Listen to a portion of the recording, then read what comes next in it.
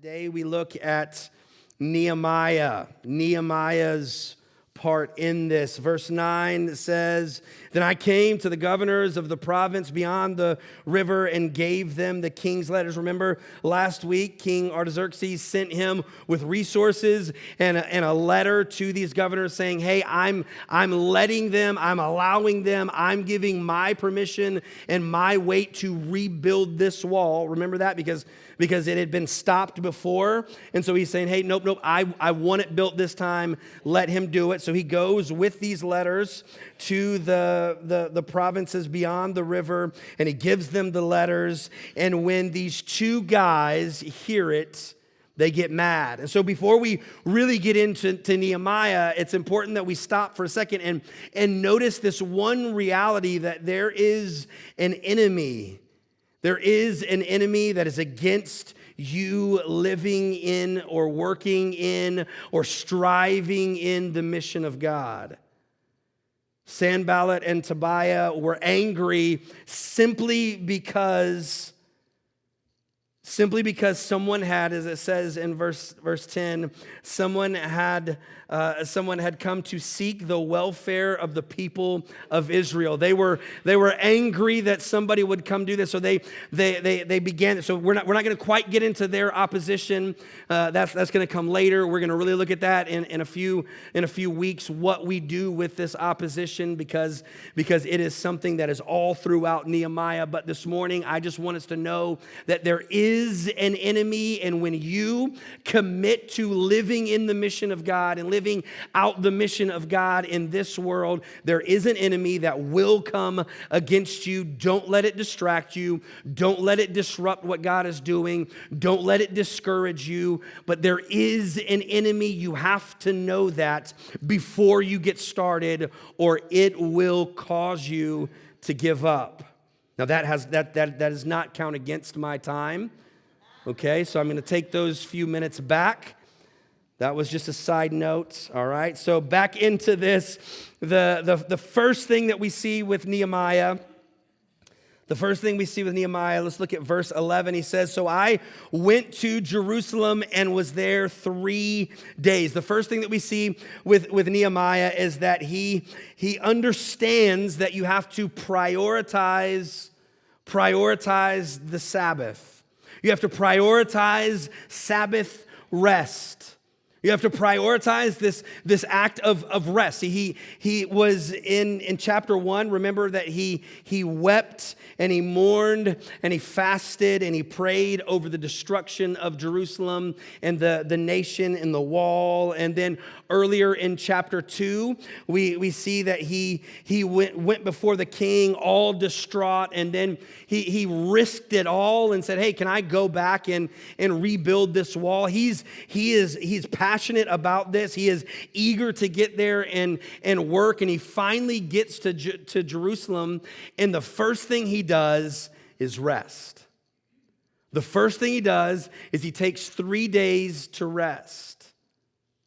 He takes 3 days to stop and do nothing. See, we expect him to jump right in. We expect him to go in, go to the town square, stand up and say, people of Jerusalem, the walls are broken down. We have to build this, and get started right then, right? But he doesn't. Instead, he rests. We need to understand that God calls his people to work, but with proper rhythms. Work and rest. Work and rest. Some of us would benefit from rest. We all understand intellectually that we need rest, right? We all understand that our bodies need it. Physiologically, there are benefits to rest. Studies have shown that sleep deprivation actually hurts our attention, our cognition, our reaction times. It actually puts us at a higher risk for certain diseases, certain medical conditions, high blood pressure, heart disease, stroke, poor mental health. We understand that we need to rest. I'm not just talking about sleep, but rest, days of relaxation, days of not physically going, days of not mentally going. It is important that we learn to rest. The days of relaxation actually reduce stress. They prevent certain diseases such as heart disease, anxiety, depression. They increase life enjoyment and productivity. We need to learn to rest. As a society, we are not good at this. We are not good at resting. As a society, we're pretty good at activity, at busyness, at doing. We're not good at resting. In fact, the average American receives 24 days of paid time off a year and takes 17. In America alone, around 768 million vacation days go unused every year. That is a lot. We don't do that great with taking time to rest. Now, I understand that many of us don't get paid if we don't work. I understand how hourly employees work. So I'm not proposing that we all just need to schedule vacations. That's not what I'm saying. I'm saying that we need to establish proper and healthy rhythms for our lives, that we must learn to schedule into our week rest, time to rest. From the beginning, this was the plan. This was what God designed our bodies to do, is what he designed us to do, was to take time to rest. To help us with this, God instituted what is called the Sabbath. He instituted what is called the Sabbath. You look at Genesis 2, God blessed the seventh day and made it holy. And then later on in Exodus 20, God put the Sabbath in the 10 Commandments. I mean, think about this. One of the 10 essential things that God believes his people need to do is rest. One of the 10 things that he would say, okay, these are the 10 things that you have to do. Rest is one of the top 10 things. Sabbath is one of the top 10 things that you need in your life. I mean, seriously, you look back at them in Exodus 20. It is no other gods before me. It's no other gods before me. It is don't take my name in vain. Right? It is all about how we view God. The next one is remember the Sabbath and keep it holy. Like it's important to God that we honor this and that we live in this and that we keep the Sabbath. It is something that is holy. God puts it in the 10 Commandments, telling his people that this is something that is serious. You need to do this. I know I've been talking about the rest part of this, but Sabbath isn't simply just lying around and doing nothing. That is not Sabbath. That is rest, but that is not Sabbath. Sabbath is more than just physically doing nothing. It is a day of rest and worship. Sabbath is a day that we not only stop doing the things of this world and we focus on God. That we take time to focus on him, that we recenter ourselves in him. It's not just for your physical body, as we've seen the benefits for that, but this is for your spiritual body as well. It is for you as well internally. It's a regularly scheduled time for us to recenter and refocus ourselves and our lives on God. Also, Sabbath is an act of surrender and trust. It's an act of surrender and trust. It is saying, God, I know that I have all of these things that I have to do, but I'm going to obey you and trust that you are going to work all things together for my good. That I'm going to put some of these things down, even though I know they need to be done. I'm going to put them down and trust that you are working for me, and I'm going to obey you and rest. I've heard it said that if you can't take one day a week to rest, you're taking yourself too seriously. See, I want all of us as a church, as individuals, to be committed to passionately living God's mission in this world. I want us to change the world together, but I know that if we don't have proper rhythms in our lives, if we don't have times to set aside, times like strategically, that word just slipped my mind, strategically set aside to rest and worship, to recenter ourselves, to submit and trust God, if we don't have those set aside, we will burn out.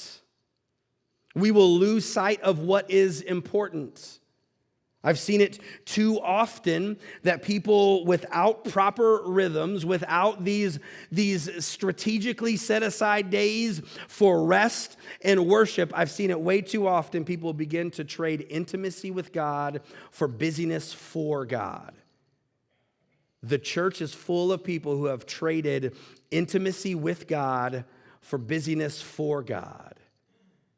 I'm not proposing laziness, but rest and worship, recentering of ourselves. That is why the Sabbath is such a vital practice in the life of the believer, is because we need those moments to recenter ourselves.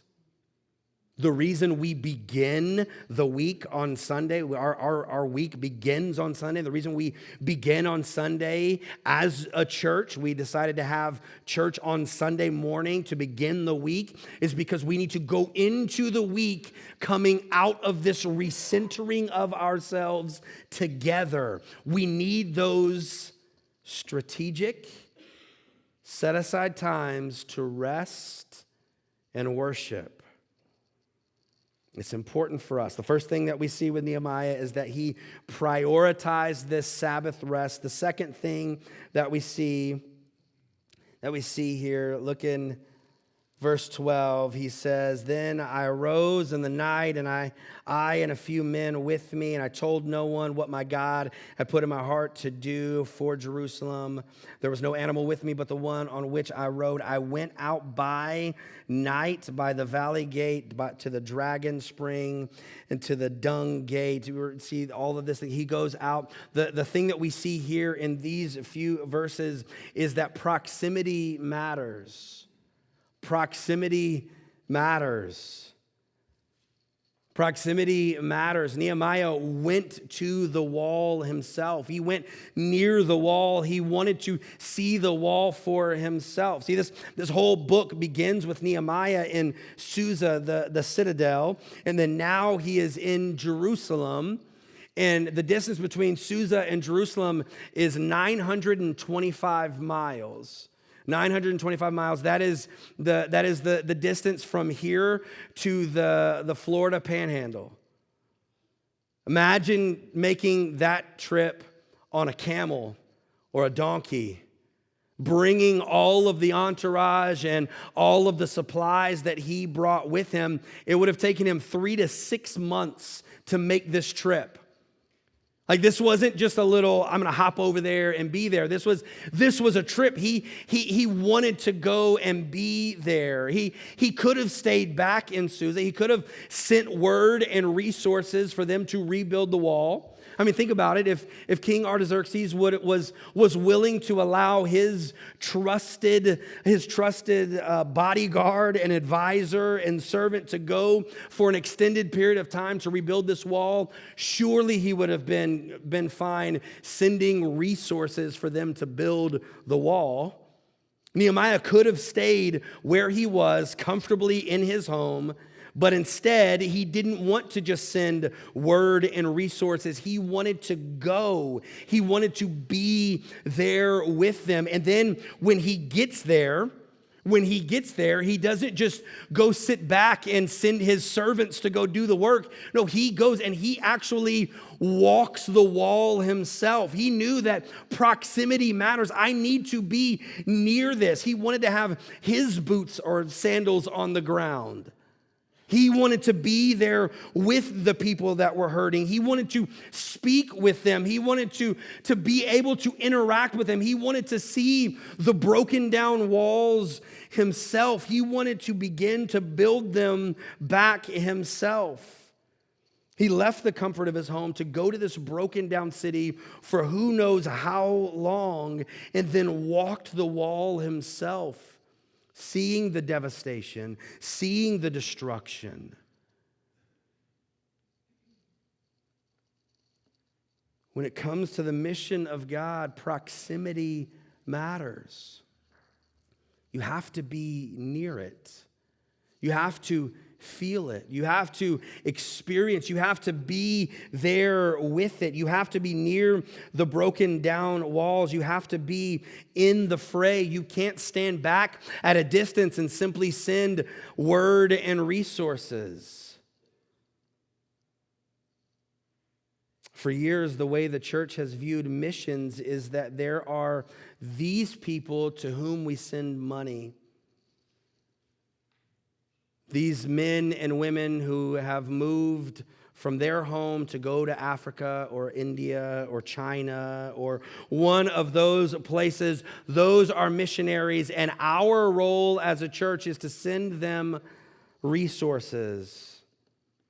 I'm not saying that it's wrong to support people financially who are in other countries spreading the gospel. I think that is right and it's good and we should do that. What I'm saying is that somewhere along the way, the church has lost sight of our personal responsibility for mission. We have replaced mission of God for missions. We've replaced the mission of God with missions. We've sent word and resources to other people for them to do the work of God instead of us living the mission of God where we are. Nehemiah was not satisfied with sending word and resources for others to do the work. He wanted to be there with them. So, Grace Church, tomorrow morning, I am challenging all of you to go quit your jobs and move. I'm doing that. That's silly. That's not what I'm saying. We are called to be in the mission of God. Every one of us is called to be on mission, to live in this mission of God. Missions are not simply somewhere else. That is where we've missed this whole thing. The missions are somewhere else. That's not what this is. Mission is here. Missions is here in our community, in our neighborhoods. The mission of the local church, this is going to be crazy, is the local community. Our mission is here around this building. We are to be in the mission of God here. You don't have to go somewhere else to be in the mission of God. It is here. I'm going to take it one step further, so please don't shut me out yet. Everybody who's getting angry at me because you love missions, listen, like one step further. The mission of God here in the local community is not simply the responsibility of the staff and elders of Grace Church. If you are a part of Grace Church, it is your responsibility. You are responsible for mission here in this community. You do not get to, I do not get to send word and resources to Grace Church and expect that the elders and the staff are going to live out the mission in this community. No, you are called to live out the mission in this community. We are called to live out the mission in this community. We are called to be on mission here. And this is why. See, Nehemiah went to Jerusalem. He went from Susa to Jerusalem to go be, because he knew that he had that proximity matters. The good thing for us is that we don't have to go anywhere to be in proximity to broken down walls and hurting people. They are right outside these doors. God has already placed you in proximity to broken down walls and hurting people. A lot of us are in the home of broken down walls and hurting people. I know it's easy for us to see the mission of God and think, yes, I need to give money. That's not what this is. We need to give of ourselves to the mission of God. I'm not saying go somewhere else. I'm saying go home and be on mission. I'm saying walk out these doors and be on mission. I'm saying go to the grocery store and be on mission. I'm saying go eat lunch after the service and be on mission. We are placed in proximity to broken down walls and hurting people right here in the north towns of Buffalo. Amen. That's right.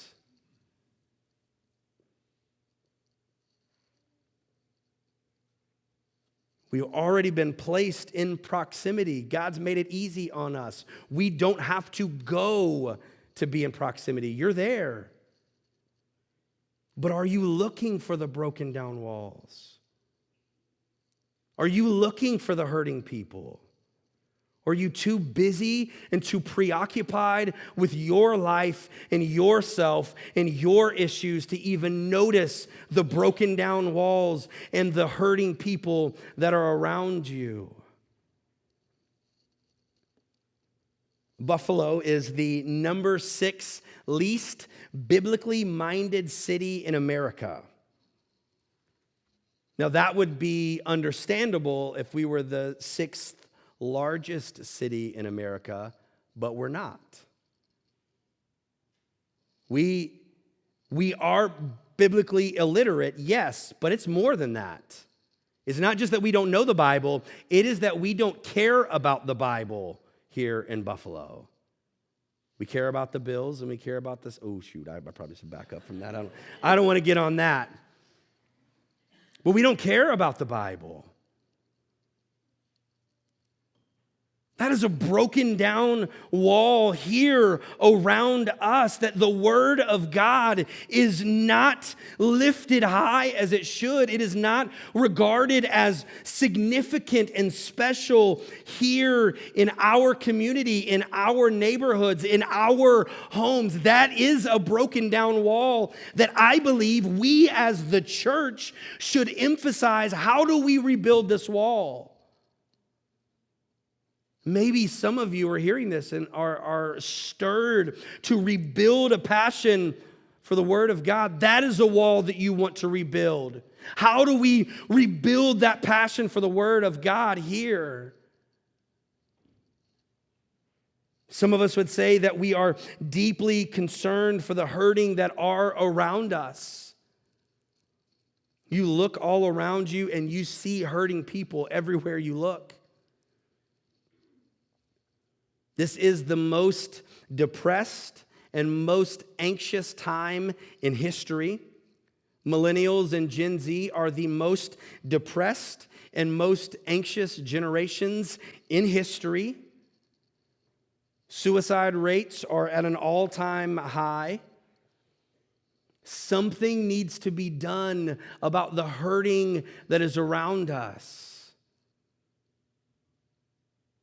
The people of God should be concerned about the hurting around us. Throughout history, throughout church history, the one thing that the church has been known for throughout history until modern times is that we cared about hurting and suffering people. The majority of hospitals and care centers and facilities were made by Christians because they cared for hurting people. But we have lost sight of caring about hurting people because we're too focused on ourselves. We need to be broken for the broken people around us. Some of us feel a strong burden for the lost that are around us. We are not just simply understanding that they're going to go to hell one day if God doesn't intervene in their lives. But we feel that. Because I think if you're a believer, you understand that people are going to hell if they don't come to faith, right? And yet we do nothing about it. That means we don't feel it. Because if you felt it, you would do something. You would say something. You would try something. You would work hard to make something happen, right? I know you can't save them, but you can do everything in your power to put them in the place where they can hear the gospel, right? I'm preaching too hard at you. I'm sorry.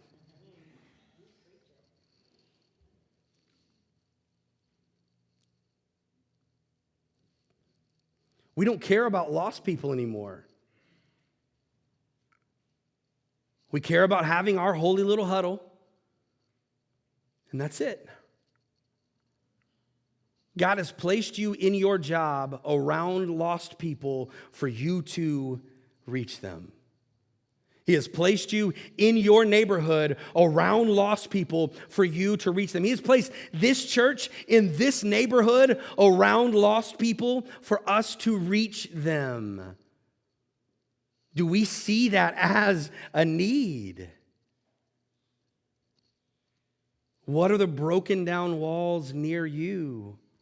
What are the walls that you see that are broken, that you feel maybe a little stir inside of you, that maybe God is calling me to address this broken down wall? Maybe, who are the hurting people around you that you feel a stir inside of you that you're like, okay, God is leading me to them. I don't know what to do, but I feel that God is leading me to them. Who are the lost people around you that you're like, okay, I know God is putting them on my mind right now because he wants me to do something. I don't know what that looks like, but I feel it. That's good. Feel that. Pray about that. 2 weeks ago, we wrote, as Pastor Rich said earlier, we wrote down our broken down walls and the things that need to be restored and the people that need to be redeemed and the areas that need to be rebuilt back in our lives and in our community and in our families and in our nation. And we began writing those on the walls behind us, on the bricks, not the walls, the bricks. I want to encourage you to continue doing that. This morning, if you're feeling a stir inside of you for a broken down wall, go put that up there. It doesn't have to be a coherent thought. It doesn't have to be a full paragraph. A word counts. You know what it means. God knows what it means. Write it down. Let that be a reminder for all of us that there is brokenness around us that we need to be aware of.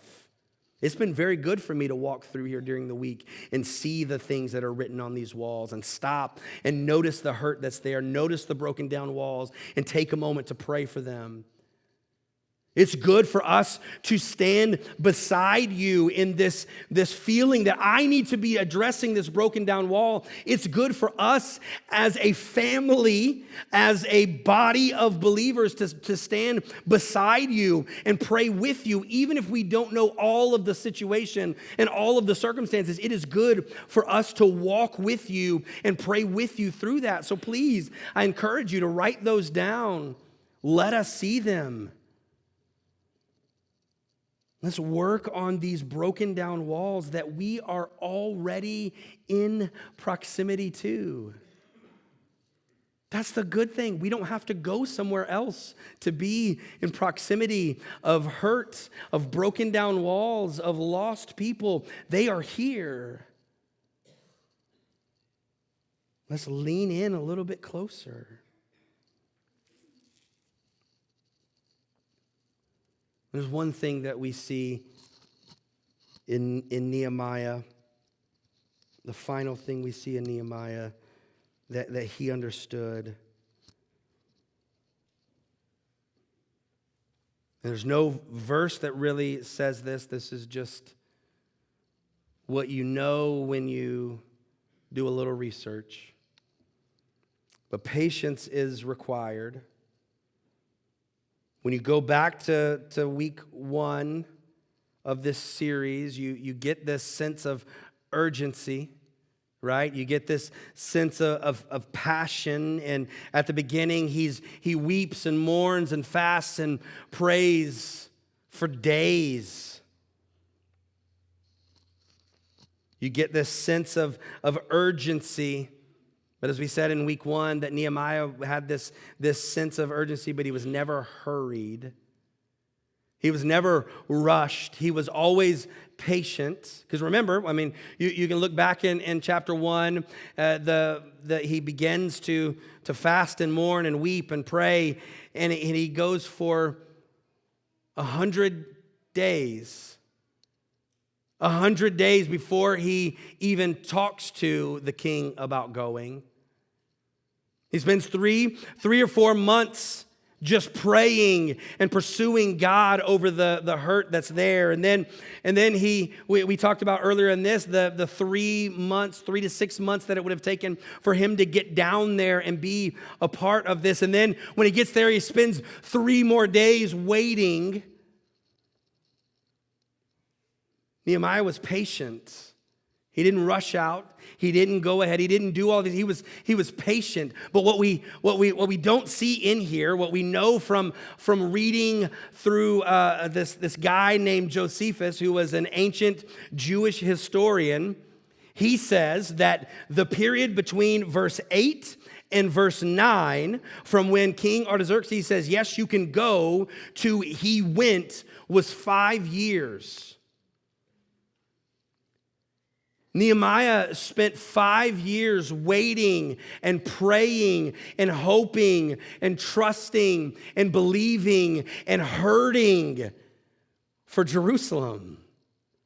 Most of us cannot be patient for 5 minutes, much less 5 years. Most of us, we can't wait for 5 minutes for God to do something in front of us before we just run out there ahead of him and get ourselves in all kinds of trouble.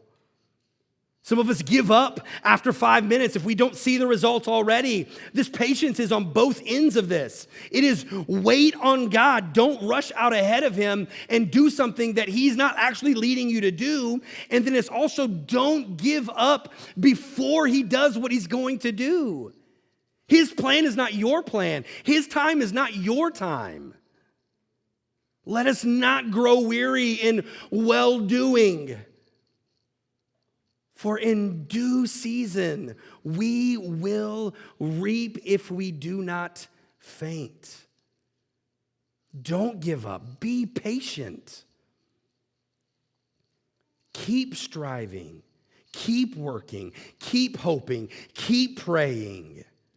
Don't give up. Let us not grow weary in well-doing, for in due season we will reap if we do not faint. God will move on our behalf. Don't give up.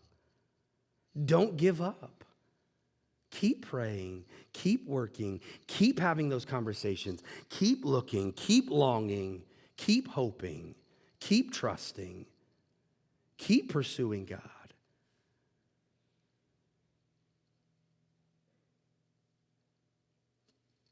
Now, it's easy for us in the church to boil a book like Nehemiah down to simply a set of leadership principles for us to follow. It's easy for us to read through Nehemiah and self-identify as Nehemiah.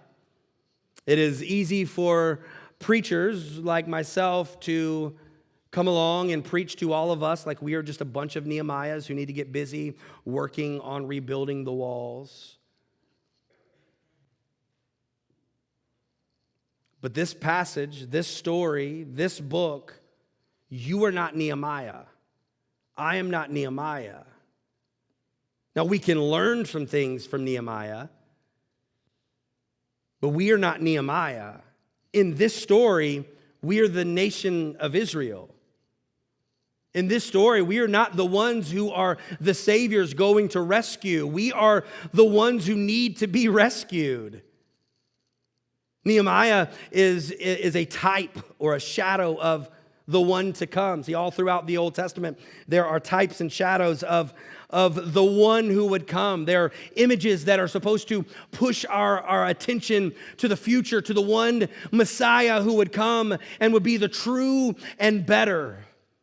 And Nehemiah is one of those. He is simply here as a shadow, as a type to push us to the true and better Nehemiah. So that we would see Jesus, that he didn't just simply come from Susa to Jerusalem, but he left heaven to come to earth. He didn't just make this little jaunt. He came from heaven to earth. He put on flesh. He left the comfort of heaven to live among us, to dwell among us, to be among us.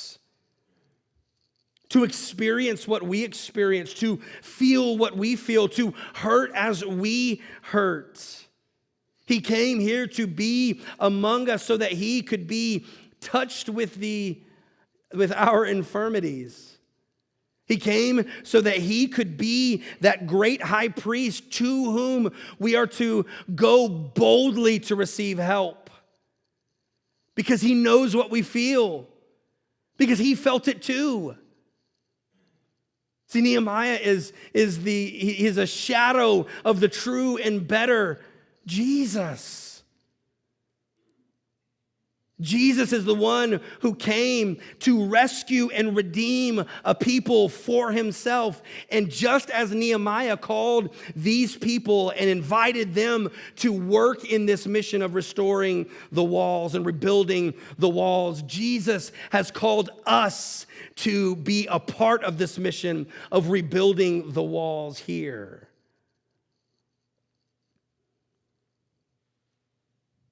See, we are not Nehemiah in this moment that we need to go somewhere and be the Savior. We are the children of Israel, the nation of Israel that Nehemiah calls and says, hey, would you help me?